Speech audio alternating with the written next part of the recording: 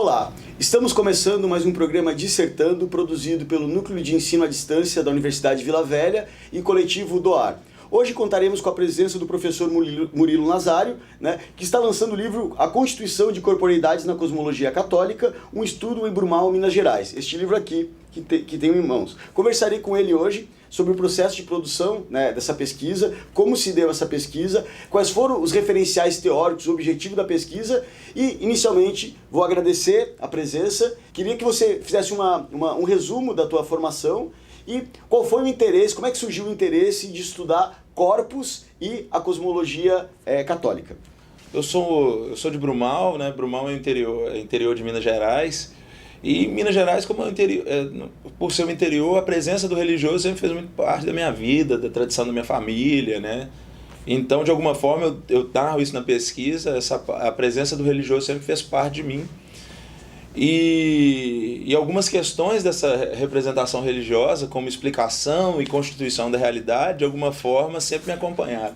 E quando eu me formei em 2007, como professor de Educação Física, eu estudei em São Paulo, eu retornar para Brumal para trabalhar como professor de Educação Física em Brumal e Santa Bárbara, eu me deparava com várias questões nas minhas aulas pela questão do corpo, né? Muitas vezes ligadas à questão do religioso, às fronteiras do religioso. E isso, de alguma forma, me inquietava porque me remetia ao meu lugar de nascimento, né? E isso estava muito presente nos meus alunos e era muito parte daquele contexto de onde eu vivia. Então, em 2010, final de 2009 para início de 2010, eu mandei um e-mail para minha professora, Leila Marrache, que se tornou minha professora, falando da ideia de falar sobre essas inquietações relacionadas às constituições do corpo, na presença das aulas de educação física, no campo escolar. E ela me retornou, falou que tinha gostado da proposta, que era para eu ir lá para Rio Claro, para amadurecer o projeto. Inicialmente eu queria falar sobre todas as questões corporais de todas as religiões, principalmente as 4 grandes. E aí ela falou que não era viável por uma questão de tempo, por ser uma pesquisa de mestrado. E aí eu me concentrei no catolicismo brasileiro pela representação e pela configuração atual do cenário de mudanças no campo religioso.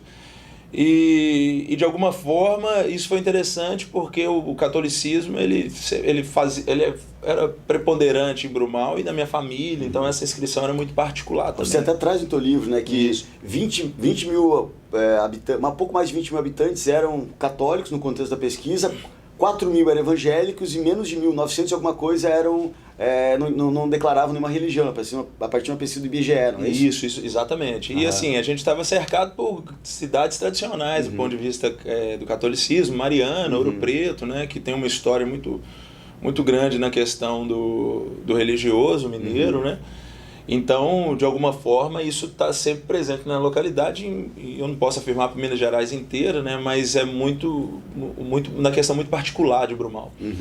E aí eu sempre, desde a época da graduação, o diálogo com as ciências sociais, ele sempre foi algo que me permitiu enxergar a educação física melhor, por uma questão de aproximação e etc. Tanto que eu estudei o esporte na questão do projeto esportivo social, e ali eu me aproximei de referenciais da antropologia que de alguma forma me permitiram enxergar mais do que a dimensão físico-corpórea, não que negue a dimensão físico-corpórea, mas comecei a ir atrás também das questões de subjetividade e as questões sociais que estão impregnadas no nosso ser e consequentemente no corpo. E isso, na hora que eu levo para a ideia da pesquisa do mestrado, ela me permite enxergar a confluência de campo, que é um dos conceitos que a gente vai tentar aprofundar, mais à frente na pesquisa, que é a confluência do campo, um conceito pelo Bourdieu, que é o campo religioso, com o campo educacional, o campo social, e tudo isso como vai se confluir, e o campo esportivo. Então, de alguma forma, essa presença dessa confluência, ela me provocava querer enxergar como é que as coisas se relacionam, como é que essas coisas vão se constituir, e para a minha área em específico, ela me permitiu olhar para o corpo para além dessas nuances específicas, que muitas vezes a gente se depara. Isso me permitiu enxergar o sujeito social e logo o corpo social também como parte dessa produção que a gente está inserido. E como é que você... Então, a tua escolha está relacionada justamente à experiência de ter vivenciado, em certa medida, né, a influência disso que você chama no teu trabalho de cosmologia católica, né? Perfeito. E como é que se deu? No teu trabalho você mostra, né, que você utiliza como referência, né, a teoria das representações sociais, né, do Sergei Miskolci, né, do Moscovici, que você traz também a noção de hábitos, de campos a partir do Bourdieu, a ideia de corpo a partir do Marcel Mauss, né, e também você constitui como uma forma de representação, me corrija se eu estiver equivocado, né? Mas você constitui uma forma de uma ordem que acaba sendo refletida no corpo por meio disso que você chama de cosmologia católica. Perfeito. Eu queria que você definisse um pouco essa ideia de cosmologia católica. Obviamente que a gente sabe que cosmologia pode ser pensada do ponto de vista astronômico, até astrológico, mas do ponto de vista antropológico ela está associada à forma com a qual a sociedade se organiza, ou aquela determinada configuração e interação Então eu queria que você... Esse foi um dos conceitos mais interessantes, que foi uma das primeiras leituras que eu fiz do Peter Berger, no Dossel Sagrado, né? E aí quando ele traz a noção da experiência nômica, o que é experiência nômica? É como a gente organiza a experiência da realidade.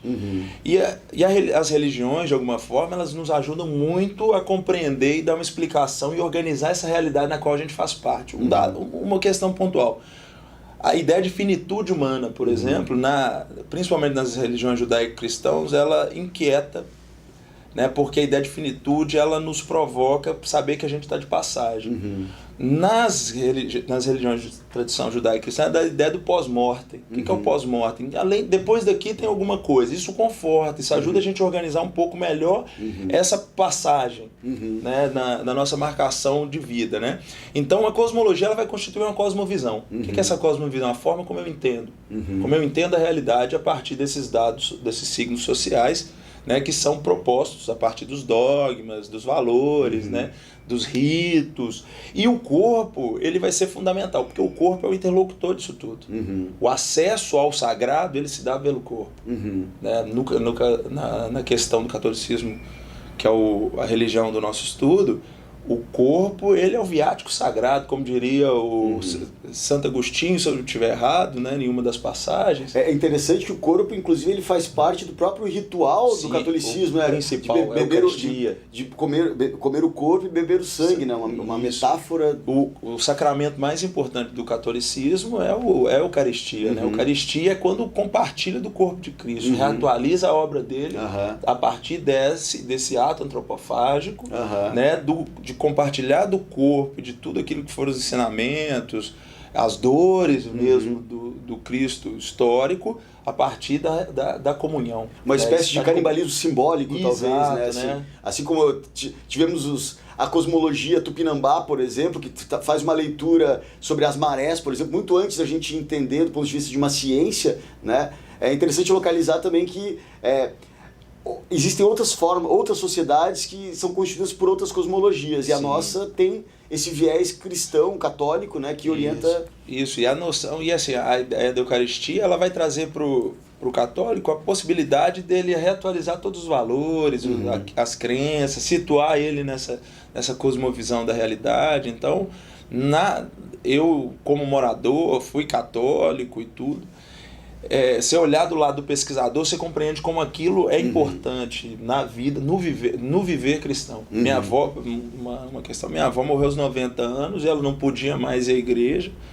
E para ela o momento mais importante era quando a senhora, a ministra da Eucaristia, passava em casa fazendo para ela comunhão. Ela era um momento para ela que era durante a semana, com todos os afazeres, ela já velhinha assim, mas era um momento que ela ganhava força, que era um momento de compartilhamento desse sagrado, né? Então o corpo, ele é fundamental nessa experiência, nessa parte dessa cosmovisão, né? Dessa organização da experiência nômica do vivente católico.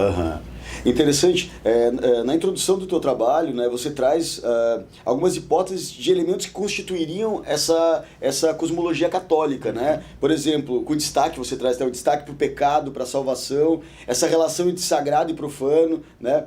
E essa ideia, essa forma de orientar a vida, de dar uma sustentação com uma certa ordem nesse processo de interação humana. Então, nesse sentido, Quais seriam as dimensões desses elementos? Como é que você poderia explicar para a gente, para quem está nos assistindo, em que medida a ideia do pecado, a ideia da profanação, ela estabelece uma forma de orientação de condutas? Isso, ela orienta em todos os aspectos, porque, igual eu te falei, nessa ideia do pós-morte e a ideia da cosmologia como organização dessa experiência, é um código ético, né? Vamos estabelecer como se fosse um acordo ético entre o católico, né? E a entidade igreja e a representação de Deus, onde que os valores a serem seguidos são aqueles determinados, principalmente a partir da figura do Cristo. E toda vez que e os 10 mandamentos, né? Então toda vez que o sujeito ele se afasta desses mandamentos, ou ele não cumpre alguns deles, ele entra num estado de pecado, né? Então quando ele se encontra nesse estado de pecado, ele se afasta um pouco mais dessa salvação.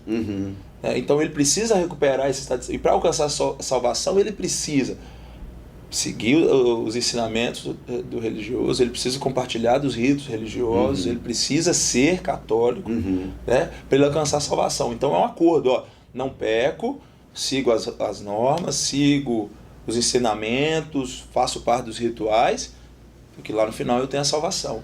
Ou eu posso aceitar tudo que está acontecendo na minha vida, principalmente pela ideia do sofrimento, né? Que depois isso aqui vai passar, porque a salvação me espera. Então, quanto mais próximo do Cristo, mais próximo de Deus e dos santos, né, principalmente, mais chance de alcançar essa salvação. Então ela vai organizar do nascimento à morte do sujeito um caminho que ele tem que percorrer. Então, quanto mais ele estiver nessa direção, né, daquilo que é proposto, mais próximo dessa salvação ele alcança. Quanto menos, mais em estado de pecado ele vai se aproximando. E como é que a corporeidade, como é que o corpo aparece nessa relação da constituição, como é que o corpo, em que medida o corpo reflete essa cosmologia católica, né? Quais são os desdobramentos que a gente consegue localizar, né, do ponto de vista da representação encontrada no corpo?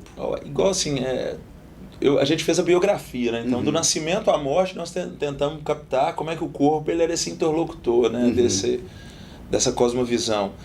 E é muito interessante porque no início os ritos do batismo, a água era lavada para lavar, a água usada era, além de apresentar o primeiro sacramento, de apresentar, de marcar a entrada do sujeito na cosmologia católica, era também a forma de lavar o pecado original, o pecado do ato sexual. E isso vai sendo marcado por toda a vida do católico. Então assim, a ideia do prazer muitas vezes ela é negada, hoje menos, né? Hoje o catolicismo não vai ficar tão preso à ideia do sofrimento, mas o sofrimento ainda na ideia da ascese, da penitência, da troca, de que eu preciso ficar em estado de graça, eu preciso sofrer, ou então tenho que aceitar mais o sofrimento de alguma forma, né? Lógico que isso hoje está mais diluído.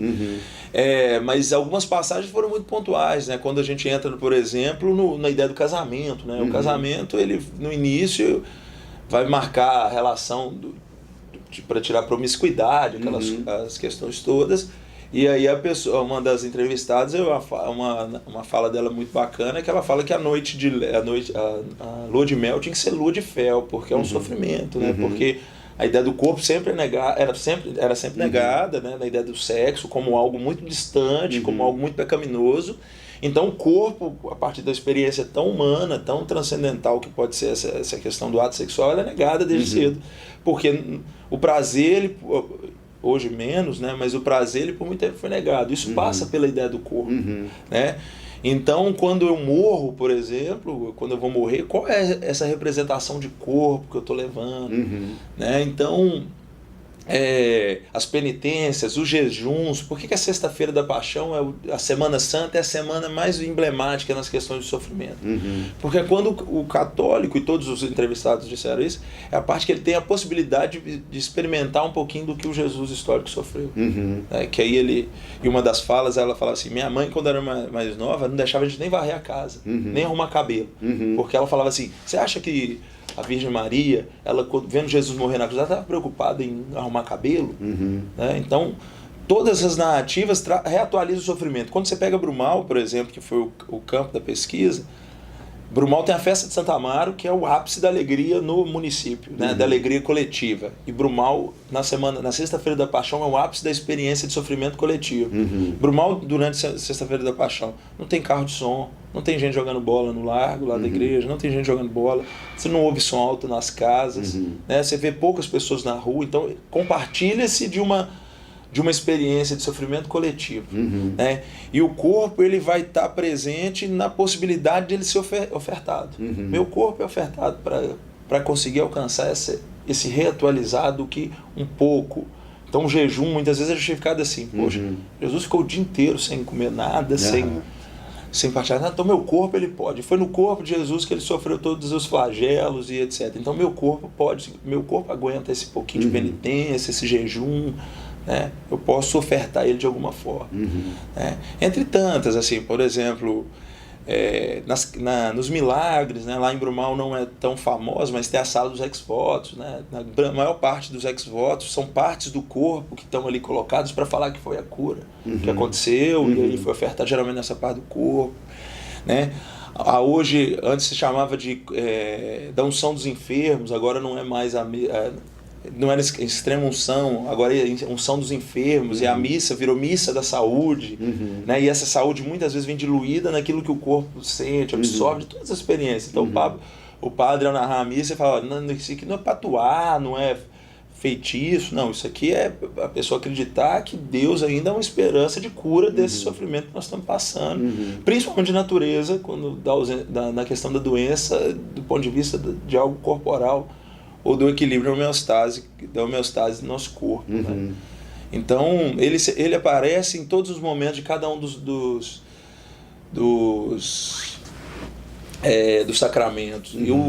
E uma das passagens para mim que é sempre muito forte é a da morte. Porque o corpo está ali, a missa de corpo presente. É o corpo que está sendo velado ali, só que ali o corpo físico ele é só uma forma de lembrar das histórias do morto, de contar sobre ele. E ele é um partilhar que o corpo ele é levado a todo momento. Por exemplo, o que é o cortejo? O cortejo, quem leva no cortejo são os mais amigos de quem morreu. O cortejo, eu até uso a metáfora de Caronte, né? Caronte na mitologia era o barqueiro, né? Quem cruzava para o mundo dos mortos. Isso de alguma forma parece, lembro mal, porque quando eu levo ou da capela ou da casa onde está sendo velado, as pessoas que levam o morto até o cemitério ou para o último adeus, elas são as pessoas mais próximas, são os amigos. Então eles estão ajudando o morto a passagem para o pós-morte. Né?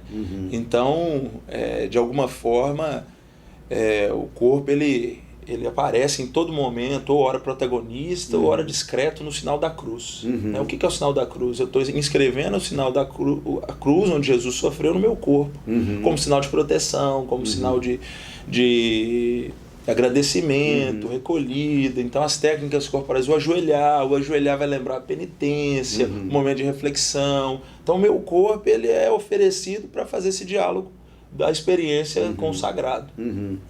E perguntas mais técnicas, assim, como é que se deu a escolha do método, como é que você realizou a pesquisa, a escolha dos teus interlocutores, né? Como é que se deu esse processo, assim? Então, a etnografia, ela é o ponto central, né, para conseguir fazer um estudo dessa natureza, e a etnografia é uma das que eu uso até hoje, inclusive na pesquisa do doutorado.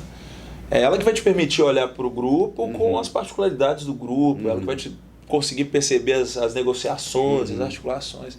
Então, por uma questão de natureza do método, eu me aproximo da etnografia, por autores clássicos, eu fiz a opção pelos clássicos, né, aqui mais brasileiros, né, Gilberto Velho, Roberto da Mata, e aí a gente usou os instrumentos clássicos de rádio de campo, observação, e a entrevista, a gente fez a opção da entrevista narrativa para que as pessoas contassem, falassem o que é ser católico e como o corpo ia aparecer nessas narrativas, além da observação participante que eu fiz durante os 12 meses. Né? Na observação eu via a grafia e trazia as representações minhas enquanto morador. E então o noseu, né, que eu uso uns conceitos aí do Elias, a relação noseu de sociedade, vai me ajudar a entender meu lugar enquanto pesquisador, morador, alguém distante. A imaginação sociológica do Wright Mills, que aquilo ali também me abriu, e o Anthropological Blues, né, do Roberto da Mata. Que é o que é fazer uma pesquisa respeitando o método, distanciamento, mas não esquecer que você é afetado por aquilo ali. Eu sempre fui todo momento. Essa ideia do Wright Mills, do artesanato intelectual, eu acho de uma sutileza e sofisticação assim muito bacana. Não, pois é, porque a imaginação sociológica te provoca, né? Aí situar aquilo ali, perceber outras coisas para além daquilo que você está vendo. Exatamente. Então me permitiu ver muito isso. E aí o Marcel Mauss, ele como uma das primeiras leituras, que ele, a definição dele para mim de técnicas corporais é uma das coisas mais bonitas que eu vi em qualquer obra, né, de qualquer área que eu li até hoje, que é a ideia de que nosso corpo, as técnicas corporais são as maneiras como os homens, sociedade por sociedade, de maneira tradicional, usam seus corpos. Então, quando a gente pensa isso, você consegue perceber tudo como a inscrição da sociedade te faz, por exemplo, sentar como você está sentado, sim, claro. Te faz tomar algumas posições, os jeitos com que você usa, né, as experiências com quando você lida com o corpo nas questões básicas do dia a dia. Isso, quando eu vou para o catolicismo, eu consegui ver tudo isso a partir do... Pô, aqui isso é técnica corporal. Isso aqui tem um sentido atribuído a essa conexão com o sagrado. Então, isso me permitiu analisar a grafia, né, a observação mais profunda no sentido da coisa. E a entrevista narrativa me permitiu ver a particularidade que cada um trazia. E aí eu fiz uma opção de estabelecer algumas categorias de observação, né? Porque tem o católico, o praticante, o observante e o conformista, que são categorias diferentes de participação, né? Um, por exemplo, vai uma vez ao ano, 3 vezes a missa no ano, Páscoa, Natal e uma outra missa que ele escolhe. O outro já é o praticante, aquele que vai sempre, né? E tem o observante, que é às vezes, né? Então eu tentei trazer 2 de cada um homem e uma mulher, para ver como, pela questão de entrar na profundidade com que eles analisavam dentro dessas particularidades que eles traziam dessa experiência com o religioso e trazer o que tinha de comum e de particular no olhar de cada um deles. Então me permitiu uma análise muito bacana dessa particularidade de Brumal. E como é que você deu a escolha desses interlocutores? Algumas coisas foram descobertas a partir das leituras. A Leila me apresentou os principais, né? Roberto da Mata, o Gilberto Velho, né? Eu conhecia um pouco o da Mata, da época da graduação. O Mauss eu conheci na graduação no livro do Josimar da Olho, que ele estuda da cultura do corpo, que é da educação física, mas eu fui atrás, né? Porque quando eu vi o Josimar da Olho trazendo esse livro, eu falei, não, eu tenho que descobrir quem é esse cara. Ali foi um marco de mudança no meu entendimento sobre o corpo e a educação física. E aí o Marcel Mauss eu trago ele sempre comigo, assim, porque ele é uma das coisas que para mim é uma das referências, assim, eu utilizo muito, até outros trabalhos, Ensaio sobre a Dádiva. O Ensaio sobre a Dádiva é uma coisa que eu estou aprofundando agora. Discutir economia, eu acho genial, assim. E eu estou usando a economia das trocas simbólicas do Bourdieu, né, na verdade. O princípio da dádiva na escola, o dar, receber e retribuir, você enquanto pesquisador no contexto da escola. Então ali, o Marcel Mauss, ele é sempre esse cara que te excita, assim, me colocaria, excita, te provoca, dá para olhar um pouco mais. Então a escolha se deu dessas aproximações, a Leila depois, Murilo, isso que você está discutindo, a minha orientadora, o Mills vai te trazer essa aproximação, aí numa disciplina do mestrado eu aproximei do Elias, que é outro cara formidável, né? Eu adoro Elias. E aí a Solidão dos Moribundos me ajudou a entender como é que é a questão dos mortos hoje, a questão da morte e tal. Então é muito bacana. E uma das leituras que mais eu aprendi a fazer etnografia foi lendo o Castanheda. The Teachers of Knowledge, do Dom Juan Yac, né? Que aqui foi traduzido de modo assim, para a ideia católica pejorativa, que é a erva do diabo. Então as pessoas têm uma associação muito negativa do Castanheda, da figura de xamã, da busca pelo conhecimento. Aquilo ali foi o que... Chega num ponto da pesquisa que você não sabe para onde vai, aí eu leio Castanheda, assim, eu fui absorvido pela leitura do Castanheda. E eu imagino também que talvez o Castanheda tenha permitido, né, localizar na prática o que pode se entender como uma outra cosmologia, porque uma das questões talvez você tenha se deparado é o fato de, por vir de uma família católica, né, você está numa condição de pesquisador e de nativo concomitantemente. Então, assim, se despir dessa condição de nativo e tentar olhar de uma maneira relativizando e não aderindo a uma leitura etnocêntrica, com Castanheda talvez tenha potencializado. Faz sentido ou não? Muito, e junto com o exótico e familiar da Mata. Né? Então, transformar em exótico e familiar nesse contexto da pesquisa era muito importante. Mas o Castanheda, ele me inspirou no sentido do que é um homem em busca do conhecimento. Quando ele narra a etnografia, ele fala o que é essa busca pelo conhecimento, como é que o Dom Juan, o xamã, ele introduz o Castanheda na organização social do grupo dos iaques, né? E isso me ajudou muito a falar assim, pô, o que eu estou fazendo aqui? Me situando enquanto sujeito. E ele me permitiu esse tipo de passo a mais. Né? Então eu faço muita questão de destacar, porque eu cheguei num ponto da pesquisa e falei assim, bom, não dá mais para andar mais do que isso. Não tô... E aí vem o Castanheda. Então ele, vamos aqui, o que é o homem conhecimento? Os 4 medos. O que é uma etnografia no viés xamânico, né? Que para nós é mais pajé, que no Brasil é mais a figura da pagelância, tem mais a ver, mas a figura do xamã, esse sujeito que manipula as forças da natureza, que organiza, que sabe o que é específico, né? Nesse sentido de buscar conhecimento. Então, para quem faz pesquisa é fundamental. Até para você não ter atitude arrogante, né? Bom, meu ponto de vista, aquilo que eu acredito é mais importante nos pré-julgamentos. Claro. Eu tento no livro não fazer nenhum julgamento de valor da organização. O que eu faço é uma análise daquilo como o grupo se organiza e também pela minha condição de nativo e pesquisador. Você se deparou com algum conflito nessa condição de nativo e pesquisador? Só no momento da morte, né? Porque o momento da morte é muito particular meu, assim, algumas experiências que eu tive. Então foi um momento que para mim foi difícil de escrever, mas foi um momento com muita propriedade para poder ver algumas coisas pelas coisas que eu passei como morador, né, do lugar. Então aquilo era sempre atualizado a partir das minhas experiências. Mas vinha com uma profundidade que me permitia também ler aquilo ali para além do Murilo e etc. Né? Mas foi muito bacana porque as pessoas eram muito receptivas comigo, por ser alguém do lugar. Né? E, então o pessoal de Brumal, como mineiro, são ressabiados, né? Então a gente tem aquela coisa no imaginário que são ressabiados, não é o pessoal assim, né? A gente tem mais cuidado com algumas coisas, então eles não, sempre foram receptivos. Eu falava da pesquisa, eles sempre faziam questão, né? Então o acesso às fontes de pesquisa foi muito bacana por causa disso, vir para casa, tomar café, né, conversar de outras coisas, com o pessoal, lembrar da infância, né? Entrevistei um amigo meu que foi padrinho de casamento, então pessoas que eram do meu dia a dia, pessoas que não eram tão presentes, que eram pessoas que eu via como os adultos, que eu saí de Brumal adolescente, né? Então foi meu treinador de futebol quando eu era criança, né? Então essas pessoas de alguma forma eles dão também o tempero que uma etnografia tem que ter, que é falar dos sujeitos, né? Como é que eles... Uma outra questão também interessante, que talvez quem está nos assistindo, né, imagine que você ou fez um mestrado em educação física, ou fez um mestrado em antropologia ou sociologia. No que foi teu mestrado? Em ciência da motricidade humana, que é educação física, mas deram um acabamento mais bonito. Uma sofisticada, não? Uma sofisticada. Só que minha orientadora ela é de Ciências Sociais, ela era professora do programa de Educação Física, né, na graduação em Educação Física, mas veio das Ciências Sociais, e a linha dela era a natureza social do corpo. Né, então ela sempre quis trazer essa condição do olhar das Ciências Sociais sobre as questões do corpo na educação física, né?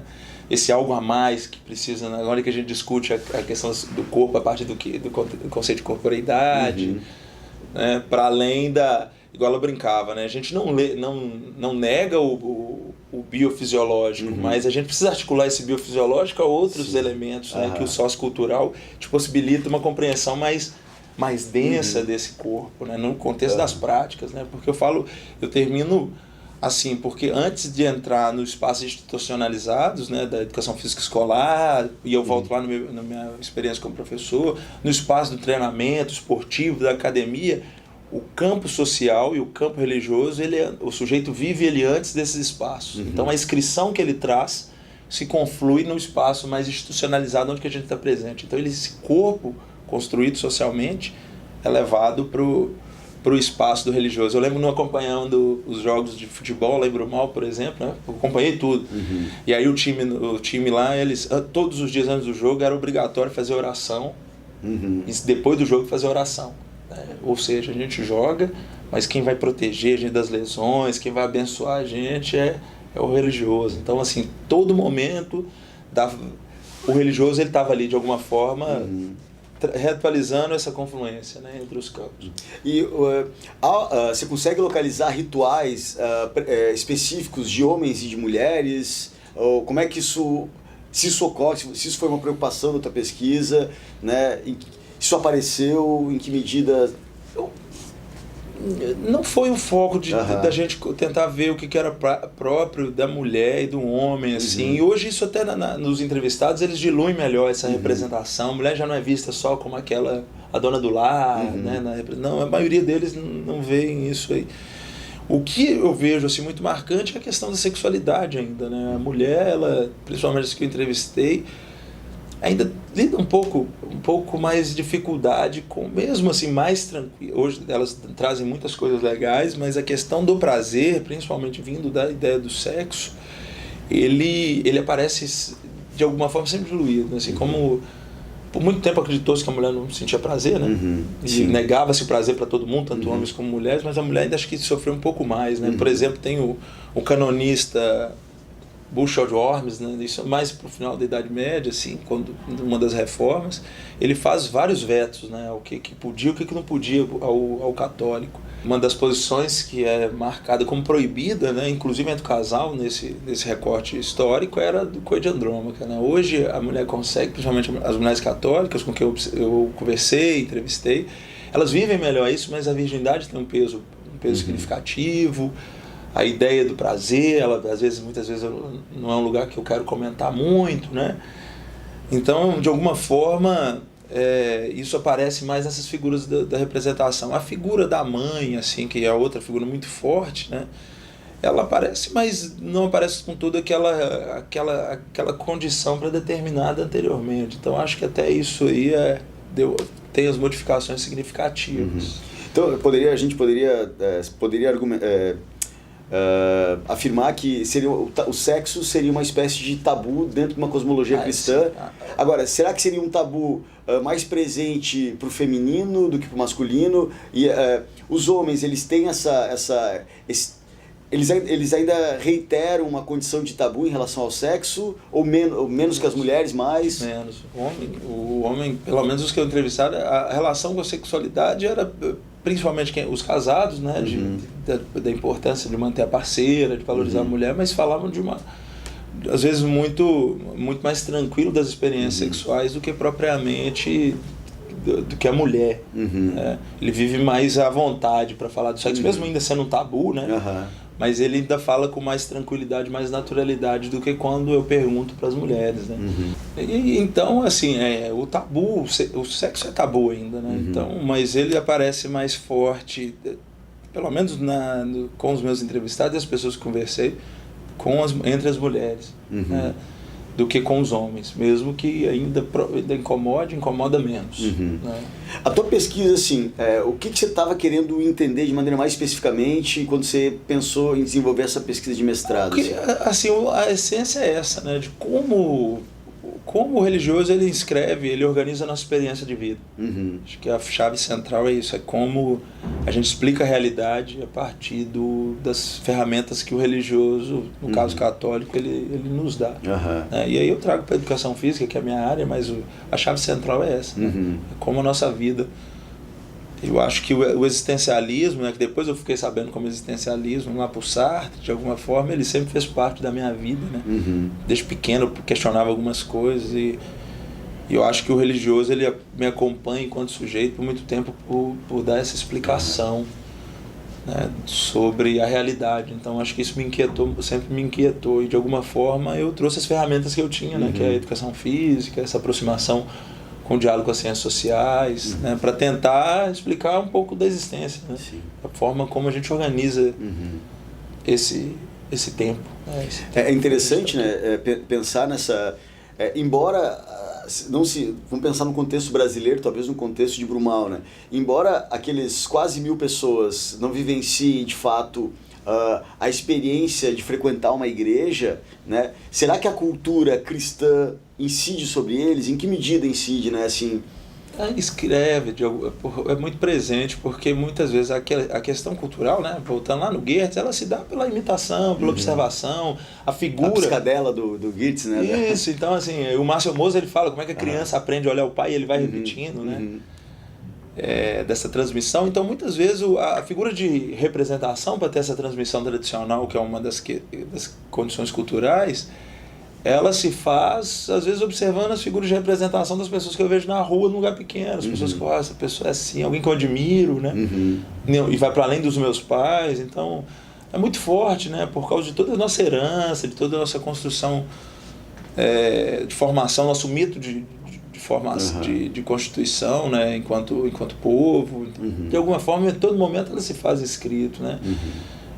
Então, fica muito interessante essas aproximações. Na tua etnografia, você usou algum questionário para te orientar, um questionário semi-estruturado? E quais foram as perguntas que mais orientaram, assim, que você estava assim, que eram... Assim, geralmente a gente estabelece alguns pontos, são pontos que, né, a ideia do questionário semi-estruturado é exatamente para orientar a gente, né? E ele fazia isso, me dava base para começar o tema gerador, né? Então, a entrevista narrativa, a gente usou justamente para isso, para captar, deixar com que a pessoa contava. Então, as perguntas, elas provocavam no sentido do dilema, né? No sentido do dilema hoje da eutanásia, do aborto, né? Que sempre perpassa como um valor cristão. Como é que incide isso? A discussão do aborto volta agora. STF agora, né? Pois é, virou discussão muito atual. Como é que as pessoas percebem isso, né? A própria eutanásia, né? Como é que a pessoa vai, principalmente religiosa, a partir dessa figura do pós-morte, ela vai entender a eutanásia. Mas as perguntas centrais eram dos sacramentos, né? Os sacramentos sempre remetiam aos sujeitos lugares muito significativos, né? Deles recontarem como foi a primeira Eucaristia, como foi a crisma, como organizou-se todo o ritual do casamento. Aí um brinca, não, do batismo eu não lembro, mas eu lembro de tudo, né? Catequese. Da catequese, tudo. Como tudo isso é muito marcante na vida dele, né? Cada um desses ritos dos sacramentos, ele inscreve de modo muito particular e muito forte. Por isso a noção de representação social, ela ajuda muito, né? Como é que isso fica representativo e ajuda que o indivíduo interiorize todos esses valores, porque é muito forte, essa marcação muito forte da figura do religioso. Então as perguntas do sacramento sempre eram as perguntas que as pessoas paravam mais para contar sobre aquilo. A ideia de como é que essa experiência do sacramento acaba sendo imprimida no corpo, né? Exato. E aí eu trazia, né? Porque ele ia me contando, eu falo, quando ele está falando de ascese, jejum, tá deixando de comer uma fruta, que cada quaresma que ele deixa de ou consumir álcool ou de uma fruta, de alguma forma é uma inscrição no seu corpo que ele está fazendo. Então... A gente poderia pensar numa forma de... Tô aqui brincando. Uma forma de capitalizar pelo sagrado e se opor ao profano, por exemplo, nessa perspectiva. Ou seja, quanto mais eu acabo aderindo a dimensões do sagrado, mais eu me distancio do profano. Com certeza. Porque o jejum, por exemplo, o jejum é um momento de reflexão, né? É um momento que você fala e a penitência... A penitência não é a penitência do Opus Dei, do Código da Vinci, não. É a penitência de que eu vou ficar quaresma sem ingerir bebida alcoólica, vou fazer um momento de reflexão, vou tirar alguma coisa que eu gosto muito durante a quaresma, um doce, uma fruta. Ser uma espécie de detox espiritual. Por aí. Podemos, uma brincadeira, obviamente, mas... de alguma forma é uma troca. Né? Hoje muitas pessoas não gostam muito da troca, mas o católico, principalmente, e quando você pega por mal nas narrativas históricas, o que o sujeito tem, às vezes, para estabelecer esse contato com a ajuda do divino, do sagrado, é seu corpo, é essa troca. Eu deixo de fazer isso, mas o Senhor me ajuda, né? Igual a Cavalhada de Brumal, que é uma das manifestações mais importantes que a gente tem na região, uma das coisas mais bonitas que eu vi no mundo, assim. É quando os cavaleiros de Brumal, eles fazem o trançamento do mastro em pró Santa Amaro. Essa cavalhada, ela nasce de uma promessa que o filho de do primeiro cavaleiro, né? O seu divino, ele oferece Santa Amaro que se o filho dele for curado, ele vai fazer uma cavalhada todo ano. E hoje ela está na sua 82ª ou 3ª né, cavalhada. Começa como? Estava doente, não tinha onde me apoiar, isso lá no Brumal no início do século, né, do século XX.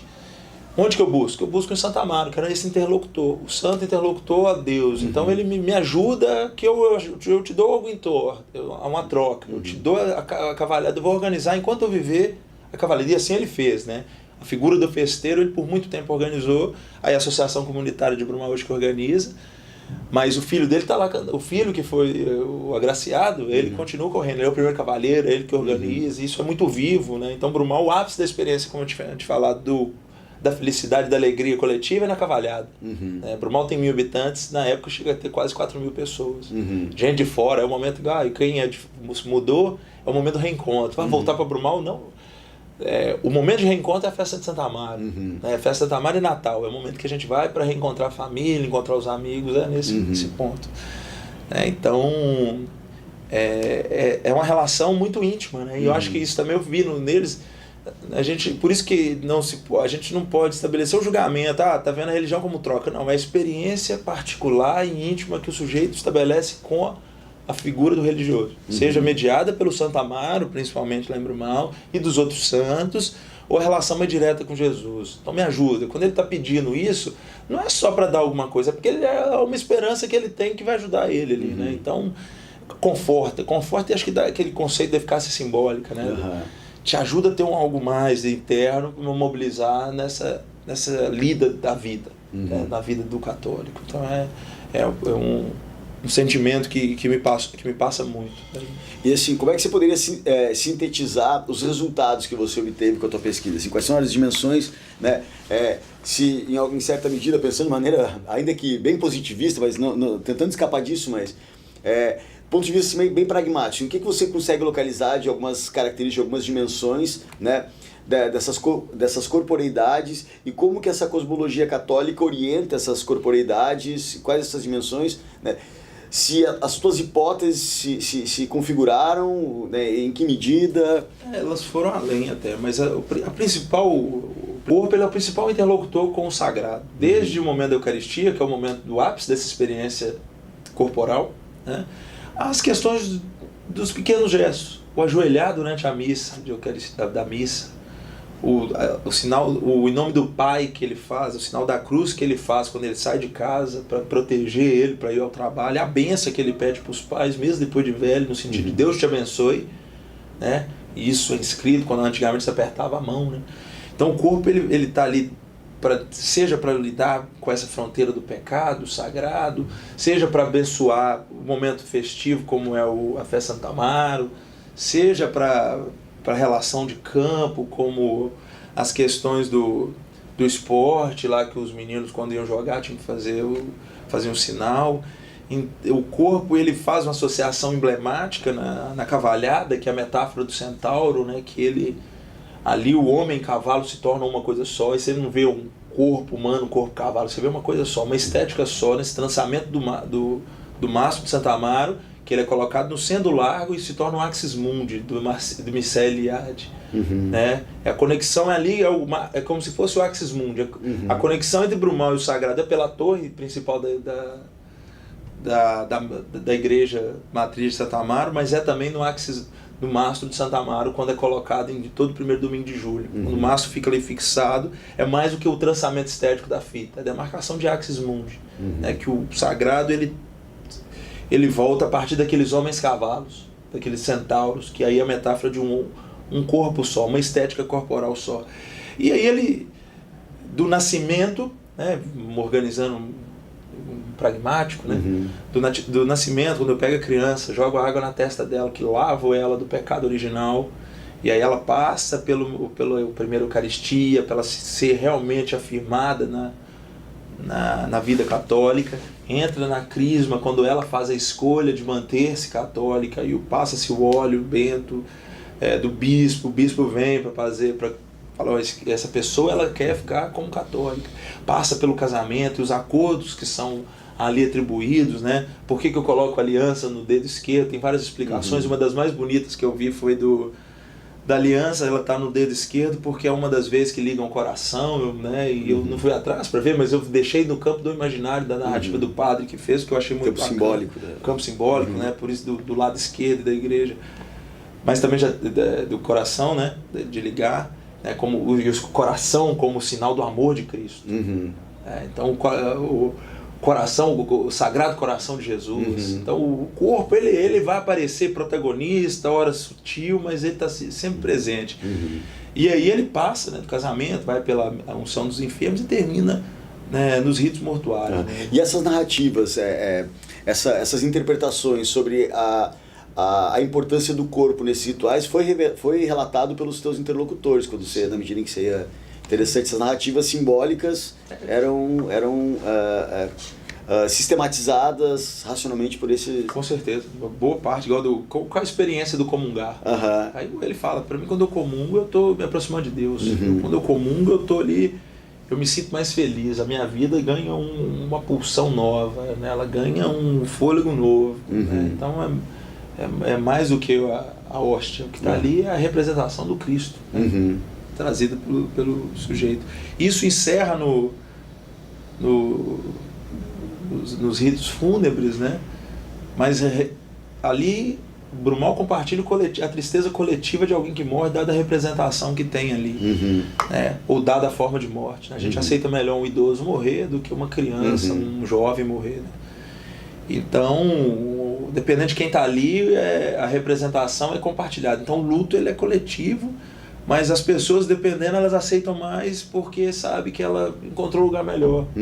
Então elas justificam a perda, passam pelo luto, sabendo ali, não, ali a pessoa passou por isso aqui, ela estava sofrendo, dependendo do que ela está vivendo. Então Deus chamou ela, né? Muitas vezes nos ritos, né? Nas missas, o pessoal, principalmente de sétimo dia, Deus chamou. Né? Mas isso com algum ponderamento, que dependendo do tipo de morte, dependendo de quem era a pessoa, como ela morreu, isso não é tão fácil de aceitação dessa organização do luto ali.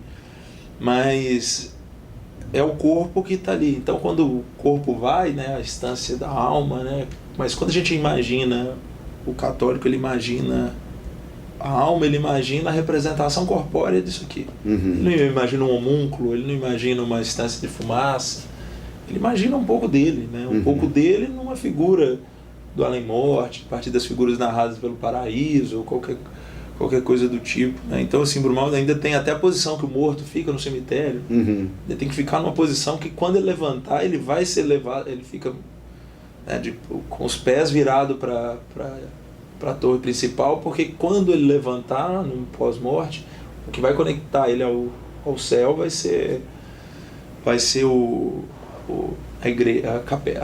a torre principal. Né? E aí veja como é que o alto é sempre valorizado, o alto e o direito é sempre valorizado em relação ao esquerdo. O esquerdo é sempre profano. Por quê? Jesus quando morreu, ele subiu aos céus e sentou à direita de Deus. Quem era o ladrão bom? Era o ladrão da direita ou o ladrão da esquerda?